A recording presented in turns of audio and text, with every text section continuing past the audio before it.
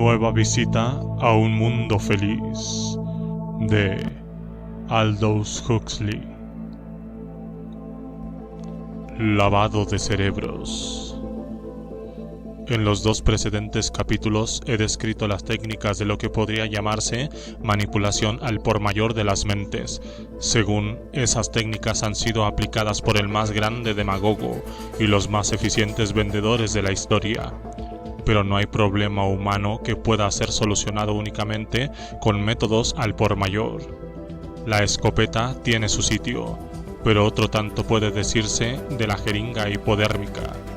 En los capítulos que siguen, describiré algunas de las técnicas más efectivas para manipular, no a multitudes ni a públicos enteros, sino a individuos aislados. Durante sus históricos experimentos sobre el reflejo condicionado, Iván Pavlov observó que, cuando eran sometidas a una prolongada tensión física o psíquica, los animales del laboratorio revelaban todos los síntomas de una depresión nerviosa. Sus cerebros se negaban a seguir afrontando una situación intolerable y se declaraban en huelga, por así decirlo, o dejaban simplemente de funcionar. El perro pierde la conciencia, o recurrían a la retardación o el sabotaje. El perro se comportaba de modo poco realista o revelaba esos síntomas físicos que en un ser humano llamaríamos histéricos. Algunos animales soportan la tensión mejor que otros. Los perros que poseen lo que Pavlov llamaba una fuerte excitativa se derrumban mucho más rápidamente que los perros con un temperamento meramente animado, como opuesto a colérico o agitado. Análogamente, los perros débiles, inhibitorios, llegan al término de sus posibilidades mucho más pronto que los perros tranquilos e imperturbables. Pero hasta el más estoico de los perros es incapaz de resistir indefinidamente. Si la tensión a la que se le somete es lo bastante intensa o lo bastante prolongada, acabará derrumbándose de modo tan abyecto y completo como el más débil de su especie. Las conclusiones de Pavlov fueron confirmadas de la manera más angustiosa y en escala muy grande durante las dos guerras mundiales, como resultado de una sola experiencia catastrófica o de una sucesión de terrores menos espantosos pero frecuentemente repetidos. Los soldados acababan revelando cierto número de síntomas psicofísicos inhabilitantes: pérdida temporal de la conciencia, agitación extrema, letargo, ceguera o parálisis funcionales, réplicas nada realistas frente a los acontecimientos, extrañas inversiones de normas de conducta de toda la vida. Es decir, todos los síntomas que Pavlov observó en sus perros reaparecieron entre las víctimas de lo que en la Primera Guerra Mundial se denominó shell shock o conmoción de la metralla, y en la Segunda battle fatigue o cansancio de combate. Todo hombre, como todo perro, tiene su propio límite individual de resistencia. La mayoría de los hombres llegan a su límite después de más o menos unos 30 días de continua tensión en las condiciones del combate moderno. Los que son más impresionables que el promedio sucumben en solo 15 días. Los más duros que el promedio pueden resistir unos 45 y hasta 50 días. Fuertes o débiles, todos acaban derrumbándose a la larga.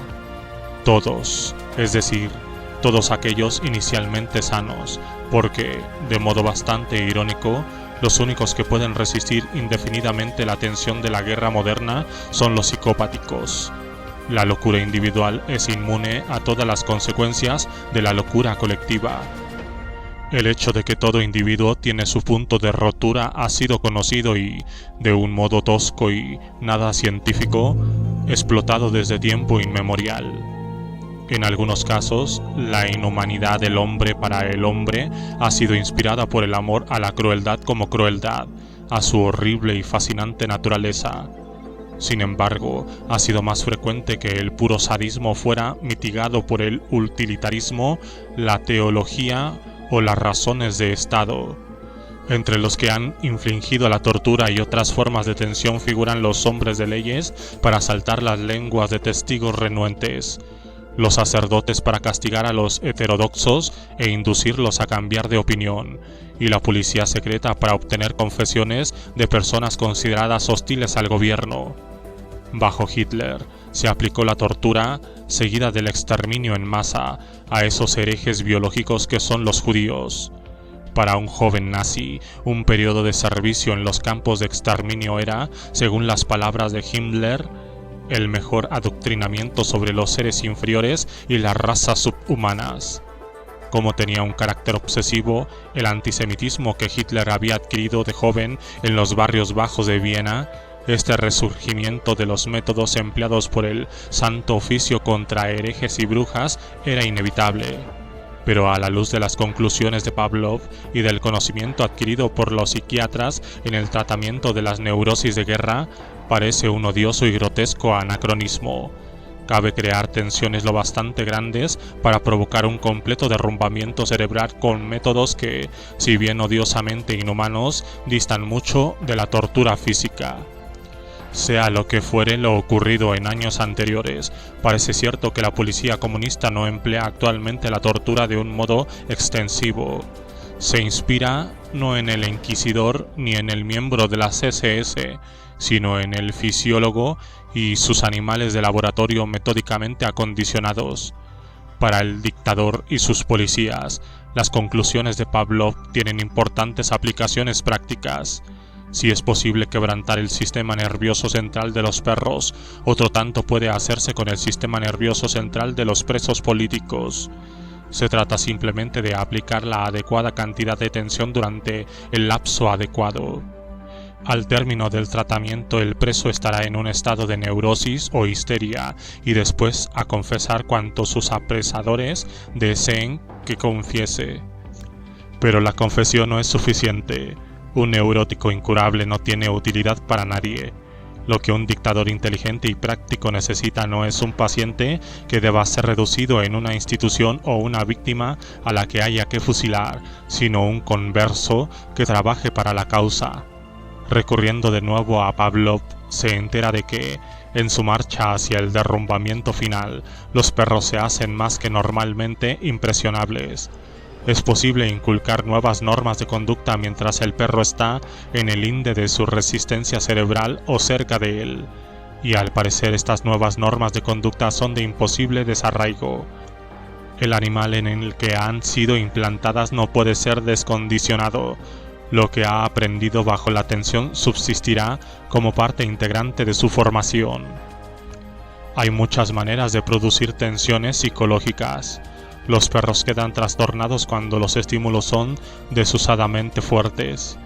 Cuando el intervalo entre el estímulo y la réplica habitual se prolonga indebidamente y el animal queda en suspenso. Cuando el cerebro se sume en la confusión con estímulos que chocan con lo que el perro ha aprendido a esperar. Cuando los estímulos no tienen sentido en relación con los establecidos puntos de referencia de la víctima. Además, se ha comprobado que la deliberada inducción de miedo, ira o ansiedad aumenta notablemente la impresionabilidad del perro. Si estas emociones se mantienen a un alto nivel de intensidad por un tiempo lo bastante prolongado, el cerebro va a la huelga. Cuando sucede esto, cabe implantar nuevas normas de conducta con suma facilidad. Entre las tensiones físicas que aumentan la impresionabilidad del perro figuran el cansancio, las heridas y todas las formas de enfermedad. Para un aspirante a dictador, estas conclusiones tienen importantes aplicaciones prácticas. Prueban, por ejemplo, que Hitler tenía mucha razón cuando sostenía que las concentraciones nocturnas eran más efectivas que las concentraciones de día. Durante el día escribió: el poder de voluntad del hombre se revela con la máxima energía contra cualquier intento de imponerle la voluntad y la opinión de otros. Por la noche sucumbe más fácilmente ante la fuerza dominante de una voluntad más vigorosa. Pavlov hubiera estado de acuerdo con él. El cansancio aumenta la impresionabilidad. Tal es la razón, entre otras, de que los patrocinadores comerciales de los programas de televisión prefieren las horas de la noche y estén dispuestos a apoyar esta preferencia con dinero efectivo. La enfermedad es todavía más efectiva que el cansancio para intensificar la impresionabilidad. En lo pasado, las habitaciones de los enfermos fueron el escenario de innumerables conversiones. El dictador científicamente adiestrado del futuro proveerá a todos los hospitales de sus dominios con instalaciones de sonido y micrófonos de almohada. La persuasión en conservar estará en las ondas las 24 horas del día y los pacientes más importantes serán visitados por sanadores de almas y transformadores de mentalidades de carácter político, exactamente del mismo modo como sus antepasados serán visitados antaño por sacerdotes, monjas y legos piadosos. El hecho de que las fuertes emociones negativas tienden a aumentar la impresionabilidad y a facilitar el cambio de sentimientos había sido observado y explotado mucho antes de los días de Pavlov. Como el Dr. William Sargent ha señalado en su aleccionador libro Battle for the Mean, el enorme éxito de John Wesley como predicador se basaba en una comprensión intuitiva del sistema nervioso central. Iniciaba su sermón con una larga y detallada descripción de los tormentos a los que sus oyentes, a menos que se convirtieran, serían indudablemente condenados por toda la eternidad. Luego, cuando el terror y una angustiosa sensación de culpabilidad habían llevado al auditorio al linde de un completo derrumbe cerebral o, en algunos casos, más allá del linde, cambiaba de tono y prometía la salvación a aquellos que creyeran y se arrepintieran. Con esta clase de predicación, Wesley convirtió a miles de hombres, mujeres y niños. El miedo intenso y prolongado los deprimía y creaba en ellos un estado de impresionabilidad muy intensificada. En este estado se inclinaba a aceptar sin discutir los pronunciamientos teológicos del predicador, al cabo de lo cual se los reintegraba con palabras de consuelo y salían de la prueba con normas de conducta nuevas y generalmente mejores, implantadas sin desarraigo posible en sus mentes y sistemas nerviosos. La efectividad de la propaganda política y religiosa depende de los métodos que se empleen, no de las doctrinas que se enseñen. Estas doctrinas pueden ser verdaderas o falsas, saludables o perniciosas. Ello importa poco o no importa nada. Si se adoctrina en la forma adecuada y durante la conveniente fase de agotamiento nervioso, se obtendrán los resultados que se buscan. En condiciones favorables no hay prácticamente nadie que no pueda ser convertido a cualquier cosa. Poseemos detalladas descripciones de los métodos utilizados por la policía comunista en sus tratos con los presos políticos. Desde el momento en que es detenida, la víctima queda sometida a muchas clases de tensiones físicas y psicológicas. Mal alimentada y con una incomodidad extrema, solo se le permite dormir unas cuantas horas cada noche, y todo el tiempo está en suspenso, en la incertidumbre y con una aprensión aguda. Día tras día, o mejor dicho, noche tras noche, pues estos policías pavlovianos saben el valor del cansancio como intensificador de la impresionabilidad. Se le interroga frecuentemente durante muchas horas seguidas por investigadores que hacen cuanto pueden para asustarla, confundirla y desconcertarla. Al cabo de unas cuantas semanas o meses de este tratamiento, el cerebro se declara en huelga y el preso confiesa cualquier cosa que sus apresadores deseen que confiese. Luego, si ha de ser convertido y no fusilado, se le ofrece el consuelo de la esperanza. Basta que acepte la verdadera fe para que se salve. No, desde luego, en la otra vida, pues la otra vida oficialmente no existe, sino en esta. Aunque mucho menos radicales, se emplearon métodos análogos con los prisioneros de guerra durante el conflicto de Corea. En sus campos chinos, los jóvenes cautivos occidentales quedaron sometidos sistemáticamente a la tensión. La más insignificante infracción de los reglamentos bastaba para que el culpable fuera llevado al despacho del comandante, donde se le interrogaba, intimidaba y se le infligía una humillación pública. El proceso se repetía una y otra vez, a cualquier hora del día o de la noche. Este acoso continuo producía en las víctimas una sensación de desconcierto y ansiedad crónica. Con objeto de intensificar la sensación de culpa, se hacía que los prisioneros escribieran y volvieran a escribir, cada vez con detalles más íntimos, largas reseñas autobiográficas de sus insuficiencias, y una vez hecha la confesión de sus propios pecados, se les invitaba a que confesaran los pecados de sus compañeros. La finalidad era crear en el campo una sociedad de pesadilla, en la que todos se espiaran y denunciaran mutuamente. A esta tensión mentales se agregaban las tensiones físicas de la mala alimentación, la incomodidad y la enfermedad. La incrementada impresionabilidad, así inducida, era habitualmente explotada por los chinos, quienes vertían en estas mentes anormalmente receptivas grandes dosis de literatura procomunista y anticapitalista. Estas técnicas pavlovianas tuvieron mucho éxito. 1 de cada 7 prisioneros norteamericanos fue culpable, según se nos dice oficialmente, de grave colaboración con las autoridades chinas. 1 de cada 3 lo fue de colaboración técnica. No debe suponerse que los comunistas reservan esta clase de tratamiento exclusivamente para sus enemigos.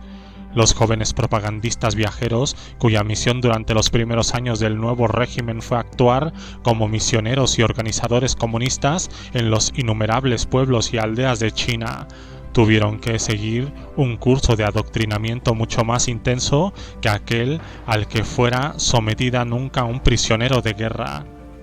En su China Under Communist R.L. Walker escribe los métodos que emplean los jefes del partido para obtener de hombres y mujeres ordinarios los miles de abnegados fanáticos que se precisan para difundir el evangelio del comunismo y llevar a la práctica los planes comunistas.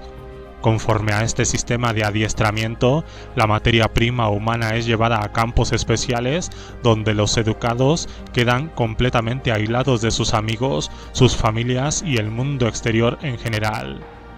En estos campos han de realizar un agotador trabajo físico y mental. Nunca están solos, siempre en grupos. Se les alienta a espiarse mutuamente. Se les reclama autobiografías en que se acusan a sí mismos. Viven con un miedo crónico de la terrible suerte que pueden correr por lo que haya dicho de ellos cualquier denunciante o por lo que ellos mismos hayan confesado. En este estado de intensificada impresionabilidad, se les da un curso intensivo de marxismo teórico y aplicado, un curso con exámenes en los que el fracaso puede significar cualquier cosa, desde la expulsión ignominiosa hasta un periodo en un campo de trabajos forzados e inclusive la liquidación. Al cabo de 6 meses de una cosa así, la prolongada tensión mental y física produce los resultados que las conclusiones de Pavlov permitirían a cualquiera esperar. Uno tras otro, o en grupos enteros, los educandos se derrumban. Hacen su aparición síntomas neuróticos e histéricos. Algunas de las víctimas se suicidan, otras, hasta un 20% del total, según se nos dice, adquieren una grave enfermedad mental. Los que sobreviven a los riesgos del tratamiento de conversión surgen con nuevas normas de conducta de imposible desarraigo. Han quedado cortados todos sus lazos, amigos, familia, decoros y piedades tradicionales, con lo pasado. Son nuevos hombres, recreados a la imagen de su nuevo Dios y totalmente dedicados a su servicio. Por todo el mundo comunista, cientos de centros de acondicionamiento producen cada año decenas de miles de estos disciplinados y fervorosos jóvenes. Estos productos de un adiestramiento más científico y todavía más duro están haciendo actualmente y sin duda lo continuarán haciendo por los partidos comunistas de Europa, Asia y África, lo mismo que hicieron los jesuitas por la Iglesia Católica de la Contrarreforma. Al parecer, Pavlov fue en política un anticuado liberal, pero por extraña ironía del destino, sus investigaciones y las teorías que basó en ellas han terminado creando un gran ejército de fanáticos dedicados en alma y vida, con sus reflejos y sus sistemas nerviosos, a la destrucción del liberalismo a la antigua, allí donde pueda encontrarse. El lavado de cerebros, tal como se practica ahora, es una técnica híbrida que depende para su eficacia en parte del empleo sistemático de la violencia y en parte de una hábil manipulación psicológica.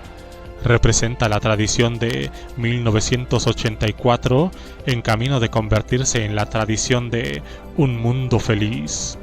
Bajo una dictadura de larga data y bien regulada, nuestros métodos corrientes de manipulación semiviolenta han de parecer sin duda absurdamente toscos, acondicionado desde la más temprana infancia, y tal vez también biológicamente predestinada.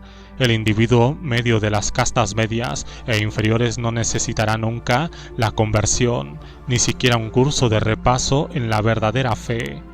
Los miembros de la casta más alta tendrán que poseer capacidad para imaginarse nuevas ideas en réplica a nuevas situaciones. En consecuencia, su preparación será mucho menos rígida que la impuesta a aquellos cuya misión no es razonar por qué, sino meramente obrar y morir con el menor ruido posible. Pero estos individuos de la casta superior serán miembros de una especie indómita, la de los adiestradores y guardianes, solo muy levemente acondicionados de un vasto rebaño de animales de una completa domesticidad. Por su mismo carácter existirá la posibilidad de que se hagan herejes o rebeldes. Cuando esto suceda, tendrán que ser liquidados, sometidos a un lavado de cerebro que los devuelva a la ortodoxia o, como en un mundo feliz, desterrados a una isla donde ya no crearán conflictos, salvo los que se creen mutuamente. Sin embargo, el acondicionamiento universal de los niños y las demás técnicas de manipulación y regulación distan todavía unas cuantas generaciones en lo futuro. En el camino que lleva al mundo feliz, nuestros gobernantes tendrán que confiar en las técnicas provisionales y de transición de lavado de cerebros.